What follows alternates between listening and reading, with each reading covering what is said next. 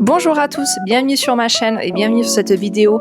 Aujourd'hui, je vais vous montrer comment on fait un plof ouzbek. Donc, c'est pas moi qui vais cuisiner, mais mon mari. Donc, si vous voulez une petite liste, je vais vous la dire déjà à l'oral, mais elle sera également disponible dans la description de la vidéo. Donc, il nous faudra 3 oignons jaunes, 750 g de carottes jaunes, ou basmati, ou en tout cas un riz qui ne colle pas. Un grand piment vert si vous aimez un petit peu tout ce qui est épicé, un peu de sel et entre 500 g et 1 kg de viande. Nous on a choisi le bœuf parce qu'on préfère le bœuf, mais vous pouvez ajouter du mouton ou bien du poulet si vous le souhaitez. Et également les épices du plof. Alors les épices du plof, je pense que vous ne savez pas à quoi ça fait référence. Je vais y revenir un petit peu plus tard dans la vidéo. Donc, on va commencer par laver nos carottes. Nous, on avait pris des carottes en fait, qui étaient pleines de terre. Donc, forcément, on les a lavées avant de les éplucher. Là, nous avons que des carottes oranges. Mais sachez que dans le plof, on utilise aussi des carottes jaunes. C'est pas hyper courant, je pense, en France. J'en ai pas vu partout, pour être honnête. Donc, si vous en avez, tant mieux. Ajoutez-en. Donc, on les pèle. Et ensuite, une fois que vous les avez pelés, le mieux, c'est de pouvoir les couper en fait comme si vous faisiez des frites maison, donc en lamelles tout simplement. Une fois que vous avez fini de couper vos carottes, on va s'occuper de la viande. Donc vous les coupez en morceaux d'à peu près 80 g.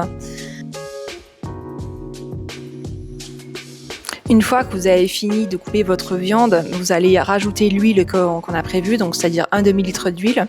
Cette huile sera composée majoritairement d'huile d'olive et d'huile de tournesol. Alors c'est pas une huile qu'on utilise généralement en Ouzbékistan, c'est plutôt une huile de coton, mais j'en ai pas trouvé en France, donc on utilise celle-là et elle fait très bien l'affaire. Donc à peu près 2-3 cm d'huile, vous la faites bien bouillir cette huile. Vous attendez que les vapeurs arrivent. Et une fois en fait que l'huile commence à s'évaporer, vous allez rajouter votre viande. Alors n'oubliez pas de saler la viande avant. Vous verrez, vous inquiétez pas, on met beaucoup de sel. On dirait qu'on met beaucoup de sel, mais en fait pas tant que ça. Donc vous espacez votre viande dans la marmite et vous la laissez dorer. Bien sûr, vous la retournez de temps en temps et le but n'est pas qu'elle bout.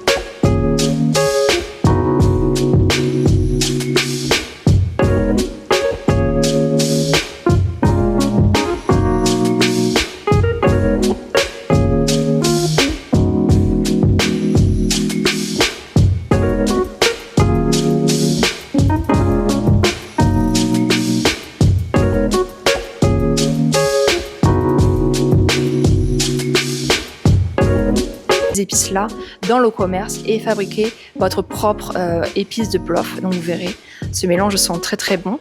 Donc je vous invite à l'ajouter une fois que vous avez bien remis vos carottes, parce qu'en fait il faut qu'on laisse le temps aux épices de développer leurs arômes. Vous verrez, ça sent très très bon à partir de là.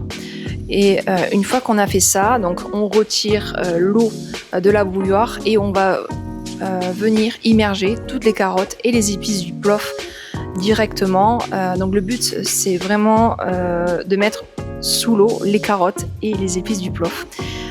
Et à ce moment-là, vous pourrez baisser le feu, plutôt à feu moyen. Donc sur notre plaque électrique, nous ça équivaut à 5 à peu près.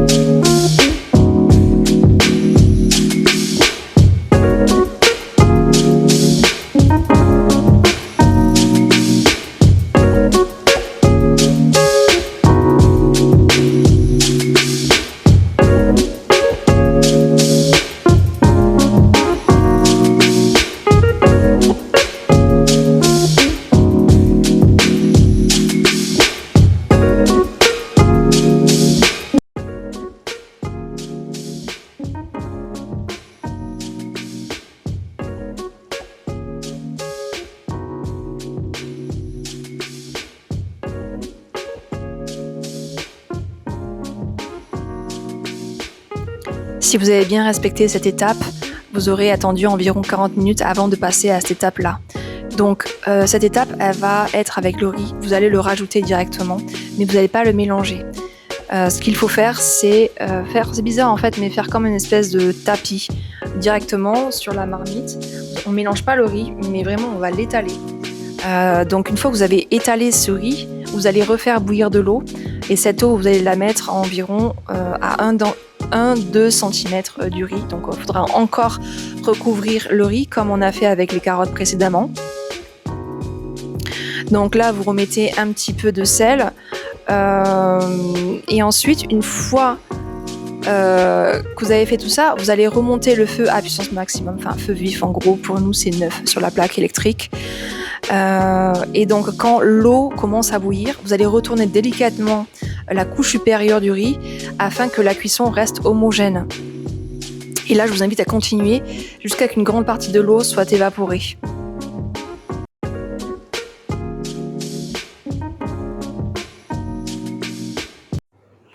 Donc lorsque la moitié de l'eau a environ disparu, je vous invite en fait à faire une montagne avec le riz. C'est bizarre, mais en fait vous rassemblez juste le riz au centre de la préparation, et en fait cette forme elle va favoriser l'évaporation de l'humidité tout en terminant la cuisson du riz. Enfin, je vous invite quand même à goûter un petit peu pour voir est-ce que le riz est presque cuit. Mais il faut qu'il soit encore légèrement ferme. À ce stade de la préparation, on n'est pas censé avoir un riz complètement prêt. Donc à ce stade de la cuisson, maintenant on va passer à ce qu'on appelle la cuisson à l'étouffée. Si vous n'avez pas de couvercle, vous pouvez tout simplement prendre une assiette et aussi un torchon propre pour retenir la vapeur. On laisse cuire 10 minutes. Donc une fois que c'est fait, vous allez retourner délicatement le riz. Celui qui était au fond en fait va venir à la surface. En fait vous allez recommencer ce processus de montagne qui est un peu bizarre. Mais en tout cas vous allez recommencer ça et vous allez attendre de nouveau 10 minutes. Et en fait cette dernière étape elle est essentielle vraiment pour obtenir un riz qui est vraiment parfait, cuit, léger, bien détaché, qui sera vraiment très goûteux. Donc la cuisson du plof est finie, il est temps de le servir. Je vais vous expliquer deux façons de le servir en Ouzbékistan. Donc la première façon c'est celle de Samarcande, c'est la région d'où vient mon mari. Et donc là-bas comment ça se passe? On dresse d'abord la montagne de riz dans ce qu'on appelle le lagan, donc c'est le plat traditionnel dans lequel on sert le plof.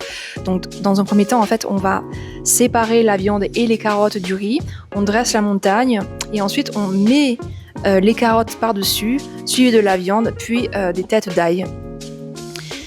Tandis qu'à Tashkent, alors c'est un peu différent, Tashkent c'est la capitale juste en passant, les carottes et le riz sont davantage mélangés avant d'être servis, tandis que les têtes d'ail et le piment sont présentés à part.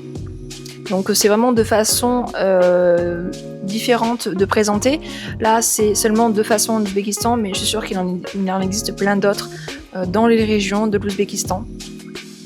Dans tous les cas, peu importe la région, le plof est toujours servi en montagne. Traditionnellement, on ne commence pas à manger par le sommet, mais par la base de la montagne, enfin les côtés plus précisément. Ça permet en fait de conserver la chaleur du plat beaucoup plus longtemps. Et le plof, on l'accompagne généralement d'une bonne salade. Alors quand j'ai une bonne salade, c'est-à-dire quelques tomates avec du concombre et un oignon jaune dessus avec un peu de sel, et c'est vraiment délicieux, ça rafraîchit parce que le plof est vraiment un plat délicieux, mais il a la contrainte d'être un petit peu lourd. Faire attention de ne pas avoir les yeux plus gros que le ventre. C'est vraiment très très facile de surmanger quand on mange le plof.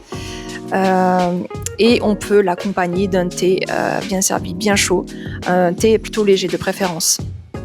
En tout cas, merci à vous d'avoir regardé cette vidéo, merci à mon mari d'avoir participé et je vous dis à la prochaine.